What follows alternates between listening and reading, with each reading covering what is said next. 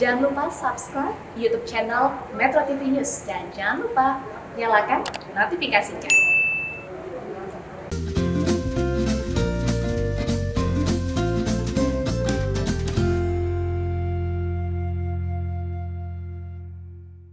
Dipersembahkan oleh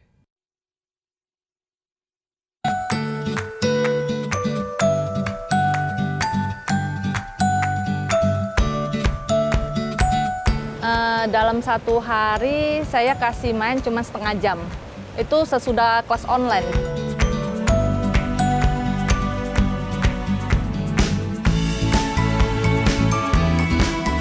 Saya sudah membatasi, tapi saya sering bicara selesai tugas sekolah, mungkin jam 10, jam 11 baru boleh dia main game.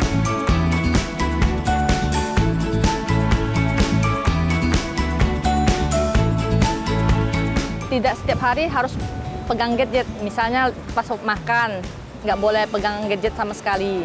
Mengaturnya sih mungkin istirahat 1 jam, nanti main game lagi. Hai sahabat iCare, saya Maya Sapta dan itu anak saya Daben, lagi sekolah online. Di tengah pandemi kayak sekarang ini, semua aktivitas di keluarga kita dikerjain pakai online dan dikerjain dari rumah juga. Itu juga sebabnya kita harus kreatif nih para sahabat iCare. Gimana caranya supaya anak-anak ini nggak bosan di rumah? Karena apa-apa pakai online, apa-apa di rumah aja kan. Kalau aku biasanya suka ajak anak-anak lari keliling komplek biar ada olahraganya juga. Terus kayak bikin kue barengan, terus main-mainan apa aja sih sebenarnya ada di rumah kayak Play-Doh. Kadang kita bikin sendiri juga Play-Doh-nya. Kadang kita ya mainan yang ada dikeluarin terus kita main bareng gitu. Kalau aku sendiri sih pribadi bukan tipe ibu yang nongkrongin anaknya belajar online dari pagi sampai siang gitu. Aku lebih kayak aku lepas anaknya sendiri, tapi kadang-kadang aku tengokin gitu. Lihat dari pintu dia duduknya baik nggak, atau dia ngikutin yang gurunya suruh nggak. Karena kadang-kadang tiba-tiba ada di kolong meja, atau tiba-tiba lagi loncat-loncat di kasur gitu, atau muter-muter di lantai gitu. Karena kadang susah juga ya, karena anak-anak itu kan pasti dia bosen ngeliatin iPad terus, harus duduk diam aja terus gitu kan, nggak bisa ya. Jadi ya kadang-kadang aku maklum juga sih, pasti mereka bosen. Yang susah juga adalah di masa pandemi sekarang karena semuanya online, apa-apa pakai gadget. PR-nya pakai aplikasi dari gadget, sekolahnya pakai gadget. Kadang entertainment gitu, hiburan dia nonton pakai YouTube, pakai gadget juga gitu. Main games juga pakai gadget. Sungguh berbeda dunianya sekarang. Jadi ya gimana caranya supaya kita bisa atur anak-anak pakai gadgetnya nggak berlebihan. Kalau aku sama suami aku, kita kasih timer di iPad-nya. Jadi kayak dalam 1 hari dia itu hanya bisa main yang bukan pelajaran sekolah ya, yang bukan online school dan bukan aplikasi sekolah, hanya bisa dimainkan 1 jam totalnya dalam 1 hari. Jadi dia bisa main kapan aja tuh, 15 menit di siang mungkin, 15 menit di sore, 15 menit sebelum tidur, terserah, tapi total semuanya hanya bisa 1 jam. Awal mulanya Daven kenal gadget itu gara-gara diajak liburan keluarga, keluar negeri, terus biar gak bosan di airport sama ipar aku dikasih handphone, disuruh nonton YouTube, tontonan anak-anak. Saat itu memang efektif, jadi kayak oh ya anaknya dari tadinya mau ini mau itu, jadi nggak, jadi duduk diem dan nonton gitu. Tapi sebetulnya kan untuk jangka panjang aku sangat menyayangkan karena ya harusnya jadi nggak bagus ya, jadi duduk, jadi diem, kurang aktif bergerak dan kurang eksplorasi sama di sekelilingnya gitu. Kalau ke anak-anak aku yang lain yang kecil ya kecolongan sama sus juga, biasanya lagi makan disuapin dikasih gadget gitu. Itu juga sudah aku ubah sistemnya, jadi kalau makan itu nggak boleh pakai gadget lagi. Nah, apalagi di tengah pandemi ini yang semuanya serba online, di zaman sekarang yang apa-apa semuanya serba gadget, ya memang harus kreatif sih gimana caranya supaya anak ini nggak megang gadget terus. Dan itu tantangan tersendiri untuk orang tua zaman sekarang. Kenapa? Karena kita nggak bisa bilang, jangan main gadget ya, terus udah pergi. Nggak bisa. Kebanyakan orang tua seperti itu. Kita harus kasih dia alternatif lain, apa yang harus dikerjakan yang lebih menyenangkan daripada gadgetnya. Dan itu susah. Kalau misalkan anaknya masih kecil, kayak anak aku yang Kathleen umur 4 tahun, itu masih bisa, oh kita main ini yuk gitu. Buat dia menarik. Tapi untuk Daven, kadang kan dia udah punya selera sendiri. Udah kelas 2 SD kan, dia tahu misalnya dia mau main game tertentu yang memang dia mau itu. Udah punya kemauan gitu. Nah itu agak lebih challenging karena dia memang mau nonton ini, dia memang mau main ini gitu. Paling mainan yang dimainin apa, aku sih yang ada aja. Kadang saking nggak ada kerjaannya aku bisa ajak, ayo kita cuci mobil gitu. Atau kita coba semprot-semprotan air aja di taman gitu. Dan David itu suka, itu cukup efektif untuk ajakin dia lepas dari gadget. Kalau selebihnya ya main-mainan yang apa yang dia suka, mainan yang sudah dibeli, mainan yang sudah ada, atau bikin Play-Doh, bikin cake, bikin cookie gitu, biasanya di rumah teman juga. Penggunaan gadget pada anak, seberapa intensnya? Intens, karena sekolahnya sekarang online, apa-apa pakai gadget. Dari pagi sampai siang anak-anak harus liatin gadgetnya terus untuk sekolah. Terus bikin PR pakai gadgetnya lagi juga. Semua tugas-tugas harus diupload online, otomatis pakai gadget juga. Gimana cara siasatinya? Ya salah satunya nyediain mainan-mainan kayak gini supaya mereka mau main yang lain. Terus bikin-bikin sesuatu bisa dieksplor, bisa bisa mengembangkan imajinasinya. It's a ball. Oke. Nah itu dia keseruan aku bersama anak-anak di rumah. Sama seperti semua yang lain, aku juga terus beradaptasi di tengah kondisi ini. Jadi semua semangat ya para orang tua di rumah. Toxic ball is broken. Nah aku juga penasaran nih, gimana ya kira-kira seberapa besar peran orang tua terhadap penggunaan gadget terhadap anak, dan gimana dampaknya terhadap anak itu sendiri. Langsung aja yuk kita tanya ahlinya. Ada Zizi bersama Dr. Dery. Bye sahabat I Care.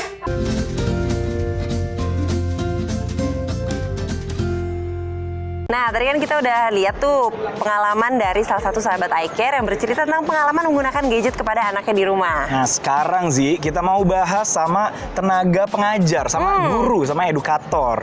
Muzuren, halo. Hai Ren, apa kabar?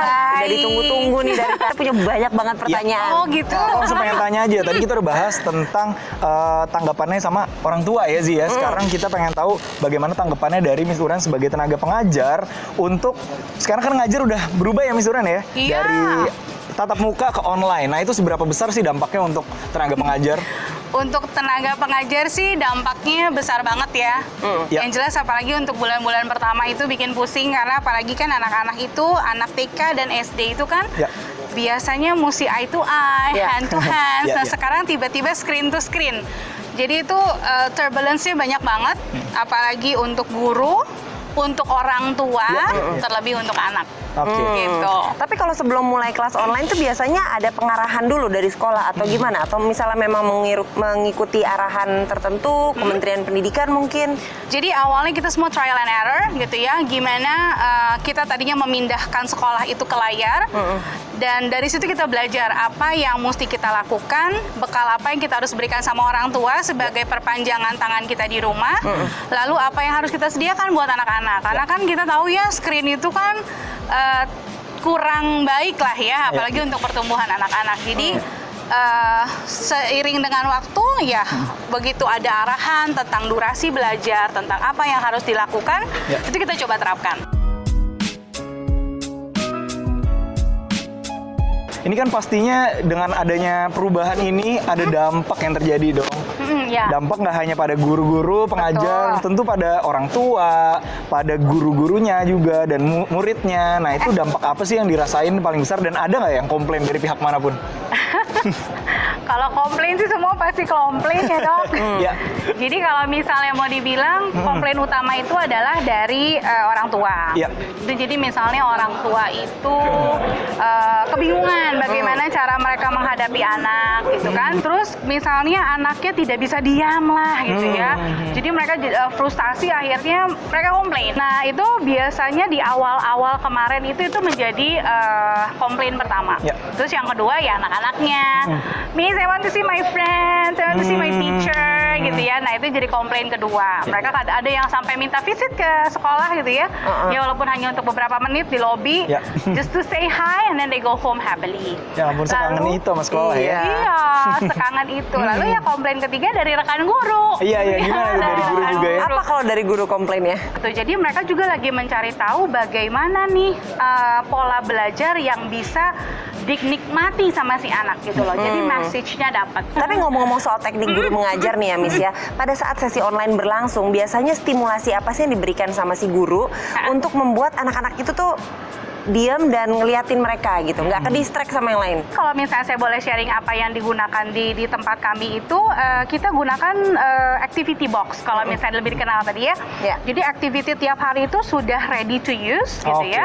Sesuai dengan umur anaknya, sesuai dengan temanya, dan orang tua juga nggak perlu siapin extra work, extra time, extra everything. Jadi mereka juga tinggal ambil boxnya, oke, this is your lesson for today. Dan mungkin untuk materials juga kita send home. Jadi masing-masing anak punya material masing-masing gitu ya untuk pelajaran masing-masing. Apalagi untuk anak yang mulai TK ke SD itu kan udah matematik lah, biologi lah. Jadi kita send home semua, tidak hanya dengan buku. Oke, tapi ada beberapa cara atau bahkan sudah terjadi anak-anak tuh banyak yang biar tenang malah dikasih gadget. Iya benar. Nah, itu gimana Miss di sekolahnya Miss Uren sendiri ada nggak yang kayak gitu, dan ketika itu terjadi itu gimana tuh menanggapinya? Sebenarnya sebelum pandemi juga itu jadi satu apa ya isu ya. Gitu. Jadi masalah. efek itu ya lebih kepada social interaction. Selalu mereka suka tempered ya. Jadi mudah marah ya, mudah gitu. marah. Lalu juga ke fokusnya gitu. Karena menurut mereka biasanya cuma lihat and everything is there, is like one touch, one slide, everything is there. Kita juga nggak boleh idealis. Sekarang itu dibutuhkan.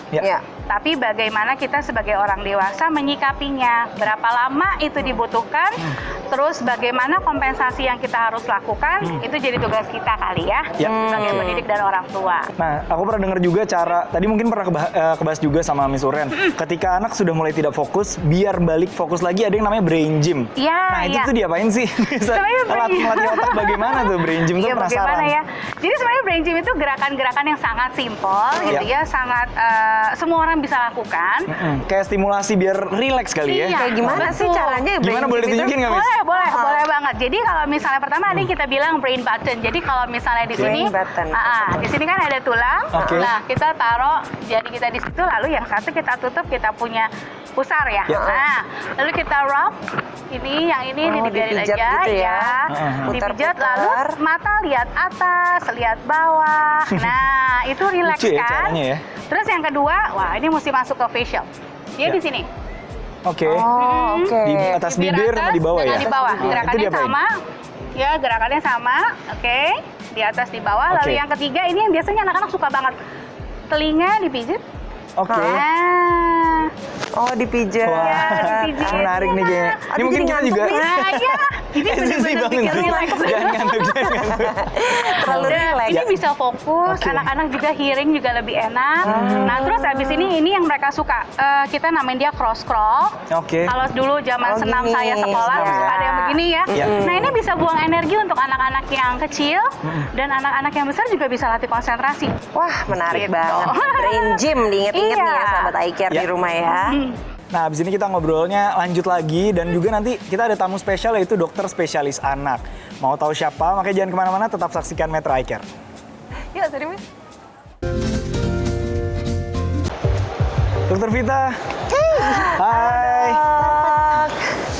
Halo, apa kabar? Hai dok. Baik-baik.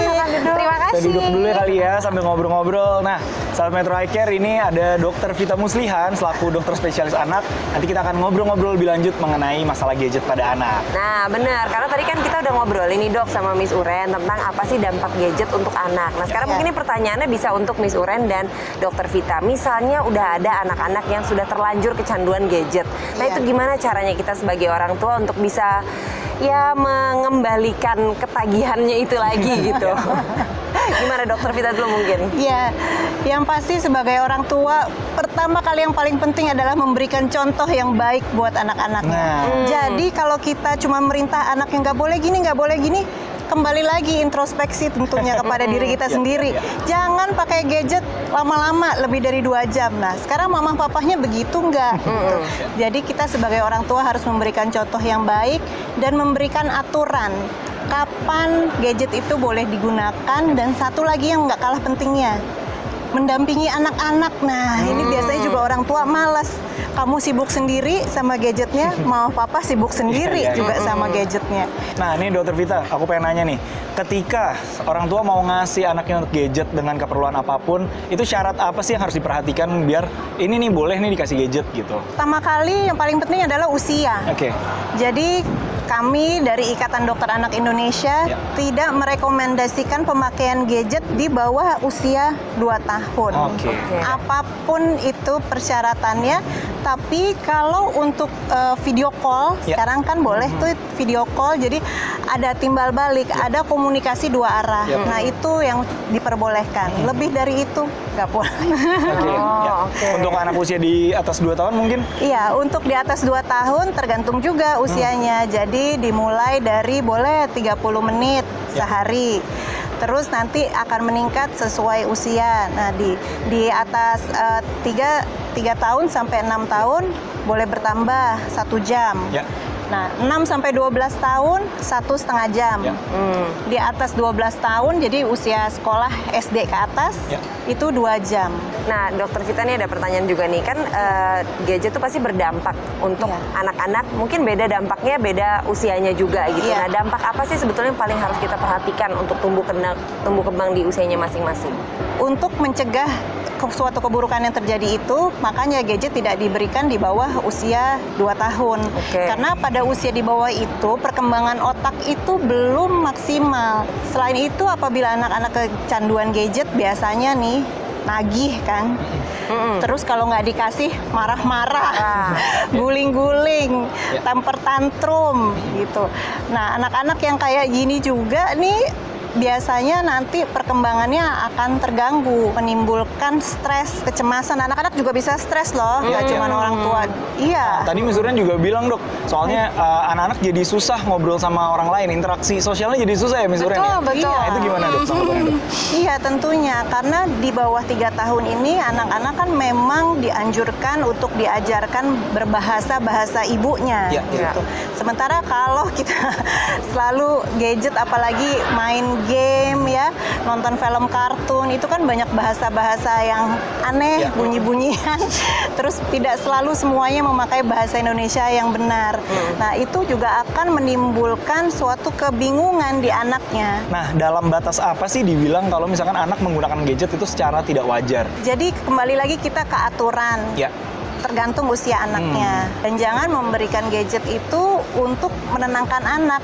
Atau biar cepet-cepet nih, biar cepet-cepet anaknya siap-siap sekolah. Ayo sambil nonton makannya sambil Iya, itu juga nggak boleh sebagai pengganti. Jadi memang kembali lagi ke orang tua harus strict semua aturan itu. Terus kalau misalkan memang dirasakan perlu ini gadget, apalagi seperti pandemi sekarang ini. Nah, itu pedoman seperti apa sih yang harus diterapkan pada anak-anak untuk menggunakan gadget, khususnya di era pandemi seperti ini? Intinya setiap 20 menit anak itu diajarkan untuk lihat jauh.